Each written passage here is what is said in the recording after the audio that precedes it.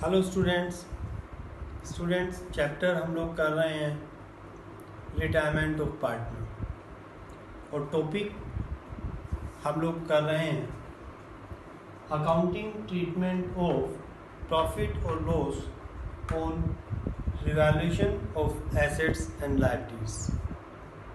Students, retirement of partner, when a partner get retirement from the firm means he quits the firm।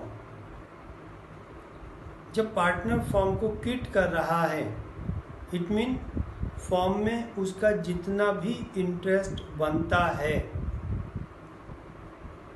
हम उसके interest को firm में उसके share को calculate करेंगे और शेयर को कैलकुलेट कर उसे पे करेंगे।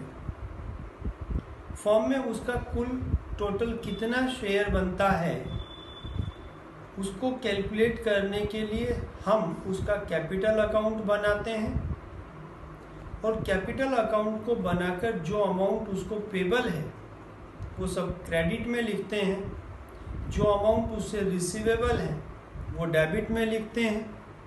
ये टॉपिक हम लोग करेंगे इन कमिंग वीडियोस। इस शेयर को कैलकुलेट करने के लिए फर्स्ट ऑफ ऑल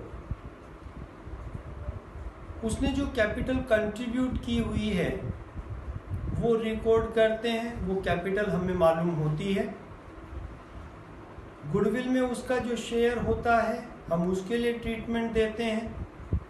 गुडविल का ट्रीटमेंट कैसे देंगे हमने अपने प्रीवियस वीडियोस में डिस्कस किया हुआ है।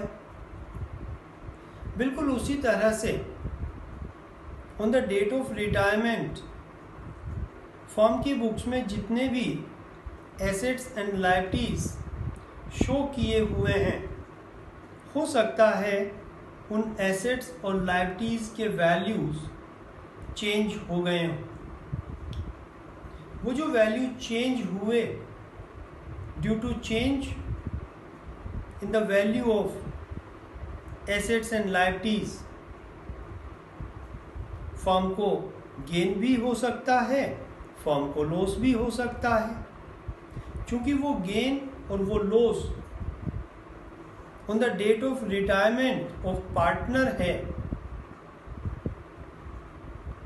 बिकॉज पार्टनर को till the date of retirement जितने भी प्रॉफिट जितने भी लॉस फर्म को हो रहे हैं उन प्रॉफिट या लॉसेस में पार्टनर का शेयर होता है,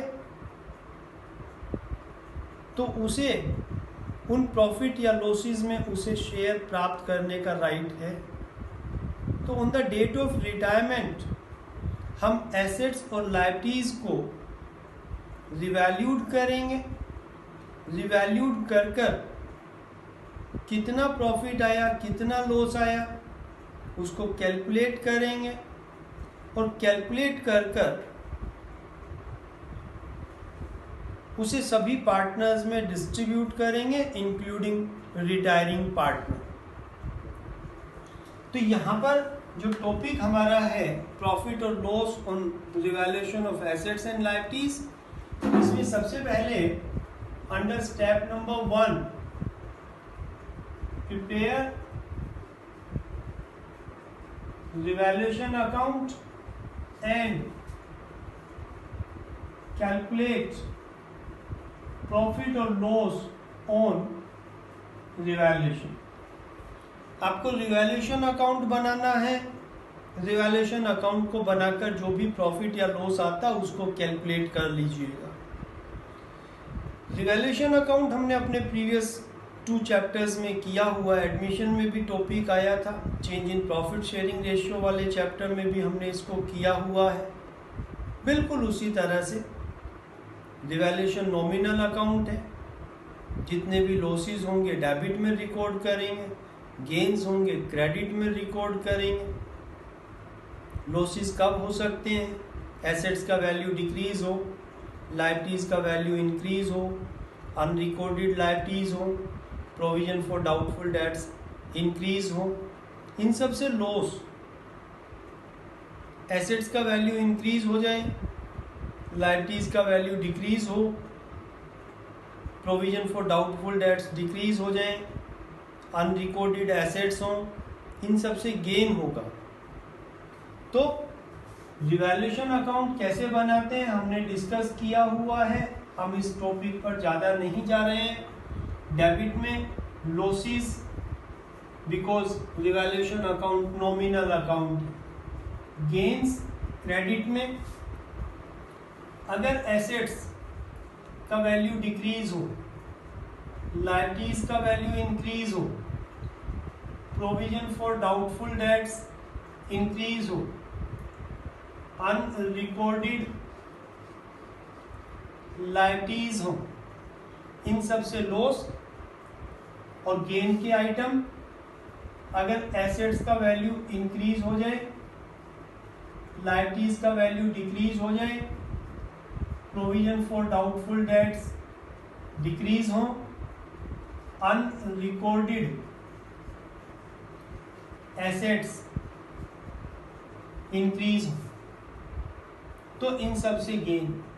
सभी आइटम्स को लिख लेने के बाद एट लास्ट हम लोग बैलेंस करेंगे, क्रेडिट एक्सीड करें, डिफरेंस डेबिट में, gain on revaluation, debit exceed करें by loss on revaluation, calculate कर देंगे। तो फर्स्ट स्टेप में आपको रिवैल्यूएशन अकाउंट बनाकर लॉस और गेन ऑन रिवैल्यूएशन कैलकुलेट कर लेना है।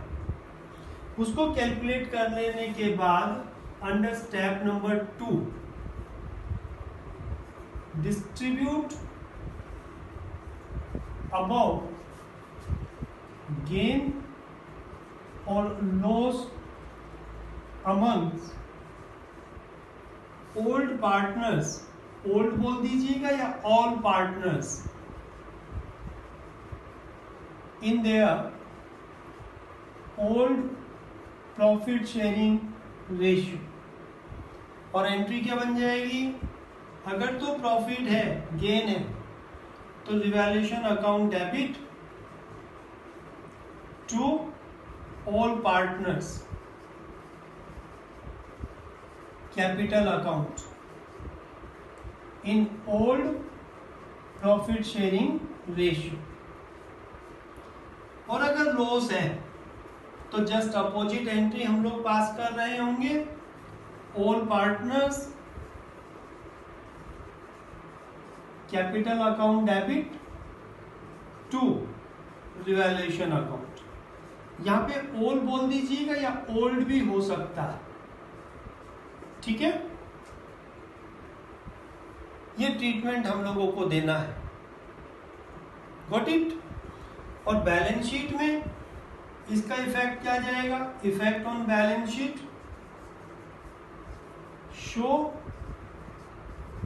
Assets and liabilities at revised values.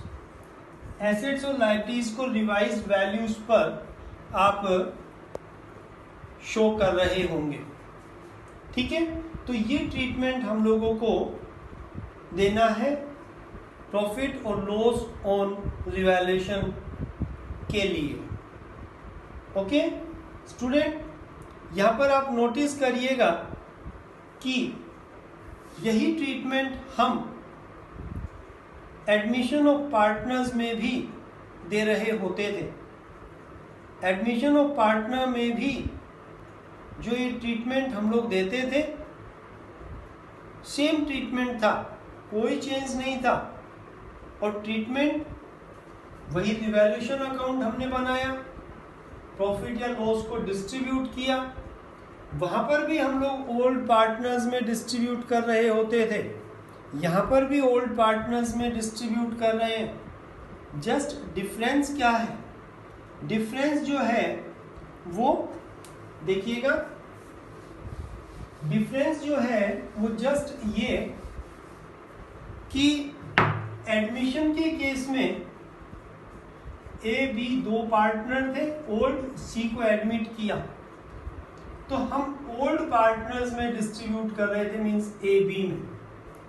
Retirement की बात करें तो क्या होगा, रिटायरमेंट में A B C 3 partner, old C retire हो रहा है तो ओल्ड मींस तीनों में डिस्ट्रीब्यूट करेंगे। ओल्ड रेशियो ओल्ड पार्टनर्स याद रखेंगे। यहाँ पर ओल्ड पार्टनर ए बी होते थे, सी न्यू तो होता था, तो ओल्ड में डिस्ट्रीब्यूट करते थे। यहाँ पर रिटायरमेंट के केस में ए बी सी तीनों पार्टनर इंक्लूडिंग रिटायरिंग पार्टनर, ठीक है, जस्ट ये चेंज है, बाकी सारा ट्रीटमेंट सेम है। तो प्रॉफिट और लॉस ऑन रिवैल्यूएशन का ट्रीटमेंट। देन नेक्स्ट टॉपिक भी हम लोग डिस्कस कर रहे हैं, accounting treatment of undistributed profits और losses. So accounting treatment of undistributed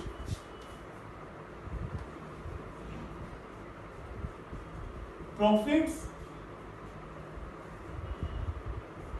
और लॉसेस। स्टूडेंट, मैंने आपको बताया, अभी हम लोग डिस्कस कर रहे थे कि पार्टनर जब फर्म से रिटायर होता है तो हमें उसके टोटल शेयर को कैलकुलेट करना होता है। टोटल शेयर को कैलकुलेट करने के लिए if the balance sheet shows any undistributed profits or losses on the date of retirement, then outgoing partner entitled to get share in those profit or losses। तो retirement की date पर अगर balance sheet में कोई भी undistributed profits या losses हैं तो उन प्रॉफिट या लॉसेस में उस आउटगोइंग पार्टनर का शेयर बनता है और हम उसे डिस्ट्रीब्यूट कर रहे होंगे। यहाँ पर भी ट्रीटमेंट बिल्कुल एडमिशन की तरह से ही है, एडमिशन ऑफ पार्टनर की तरह से। देखिएगा, on the date of retirement balance sheet में क्या क्या आइटम्स मिल सकते हैं, general reserves, reserves fund, contingencies reserves, investment fluctuation fund, workman compensation reserves and balance of profit and loss account, credit balance। कोई भी आइटम इनमें से मिल सकता है। ये सब प्रॉफिट्स हैं और इनका क्रेडिट बैलेंस होता है। In asset side advertisement suspense account, deferred revenue expenditures account, profit and loss account, debit balance, ये सब आइटम्स मिल सकते हैं और ये लॉसेस हैं और डेबिट बैलेंस होता है। तो अगर on the date of retirement balance sheet में इनमें से कोई भी आइटम गिवन है तो हम उसे among old partner old ratio distribute कर देंगे। ट्रीटमेंट क्या होगा, for profits, item of profits और रिजर्व्स, बिकॉज क्रेडिट बैलेंस होता है, जनरल रिजर्व्स, अकाउंट डेबिट, जो भी आइटम है, profit and loss account debit to all या ओल्ड पार्टनर्स, कैपिटल अकाउंट। यहां पर बुक वैल्यू जो भी बैलेंस शीट में गिवन है और यहां पर इन old profit sharing ratio. Got it student, हमने प्रीवियस वीडियोस में डिस्कस किया हुआ है investment fluctuation fund, workman compensation reserves, इस तरह के रिजर्व्स हैं जिनके अगेंस्ट लायबिलिटीज भी हो सकता है।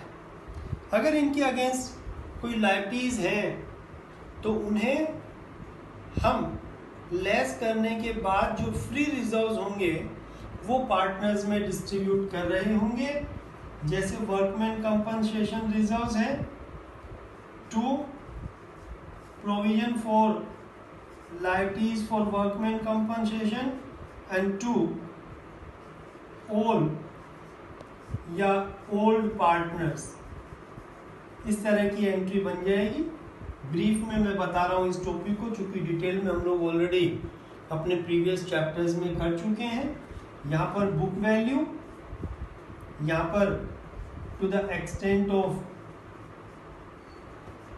लाइबिलिटीज, जितना भी लाइबिलिटीज या क्लेम है, और यहाँ पर balance in old ratio amongst old partner, old ratio. Okay, अगर इन्वेस्टमेंट फ्लक्चुएशन फंड होता तो नेम चेंज होकर यहाँ पे इन्वेस्टमेंट फ्लक्चुएशन फंड, टू यहाँ पर इन्वेस्टमेंट्स का वैल्यू जितना रिड्यूस होता, then balance amongst old partner, old ratio. Okay, got it. Losses के केस में क्या होगा?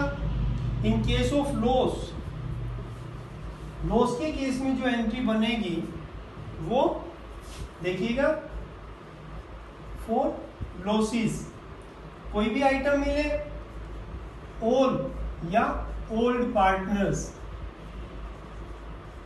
Capital account debit to advertisement suspense account, to deferred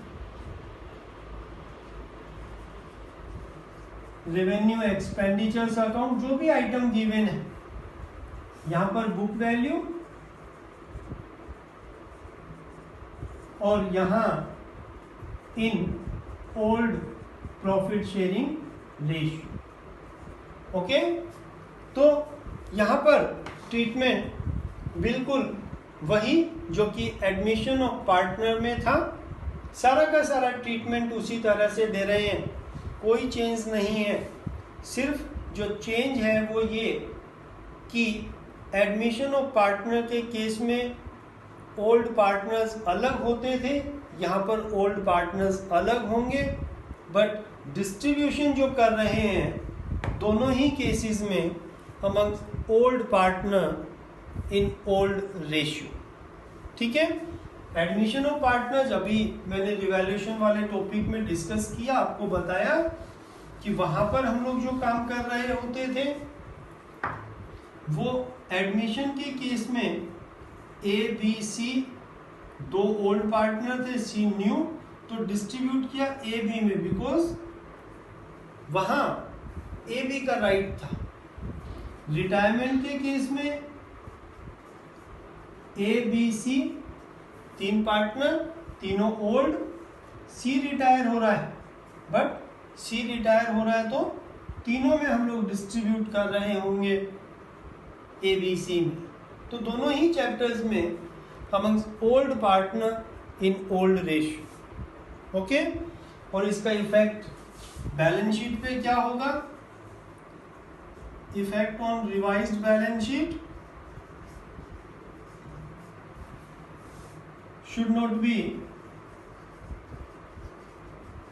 shown in revised balance sheet। revised balance sheet में show नहीं करेंगे। क्यों नहीं करेंगे? बिकॉज हमने वो डिस्ट्रीब्यूट कर दिया है, पार्टनर्स में डिस्ट्रीब्यूट हो चुका है, अब उसका कोई बैलेंस बचता ही नहीं है। बट अगर कोई स्पेसिफिक रिजर्व्स हैं, उनके अगेंस्ट कोई लाइबिलिटीज हैं, तो वो लाइबिलिटीज की वैल्यू को हम लोग रिवाइज्ड बैलेंस शीट में शो कर रहे होंगे। तो इस तरह से इन दिस वीडियो हमने दो टॉपिक डिस्कस किए, ट्रीटमेंट ऑफ प्रॉफिट और loss on revaluation and treatment of undistributed profits और लॉसेस। दोनों ही amongst old partner old ratio distribute कर रहे होते हैं। ट्रीटमेंट लगभग एडमिशन ऑफ पार्टनर्स की तरह से ही। ओके, ये दोनों टॉपिक करने के बाद अब हमारे कंप्लीट क्वेश्चंस ड्यू हो जाएंगे। In coming video we will discuss the complete questions. Okay, thank you.